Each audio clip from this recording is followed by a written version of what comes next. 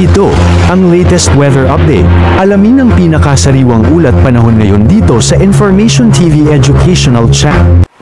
Patuloy pa rin umiiral ang easterlies o yung mainit na hangin mula sa dagat Pasipiko sa malaking bahagi ng ating bansa, kung saan ngayong araw ay magdudulot pa rin ito na mataas na tsansa ng mga pag-ulan, pagkidlat at pagkulog dito sa silangang bahagi ng Visayas at Mindanao. So pag-iingat pa rin po para sa ating mga kababayan dyan sa posibilidad ng mga pagbaha at pagguho ng lupa. Samantala, sa nalalabing bahagi naman ng ating bansa ay patuloy na magiging mainit yung panahon na ating mararanasan at mayroon pa rin tayong posibilidad ng mga isolated o yung mga biglaang pag-ulan, pagkidlat at pagkulog na dulot pa rin ng easterlies. And nakikita po natin bukas ng linggo ay magkakaroon tayo ng surge ng northeast monsoon o amihan, kung saan makakaapekto po ito dito sa bahagi ng extreme northern Luzon, and sa mga susunod na araw ay makakaapekto din po ito sa malaking bahagi pa ng northern at central Luzon. And sa kasalukuyan ay wala tayong minomonitor na bagyo or low pressure area na maaaring makaapekto dito sa ating bansa.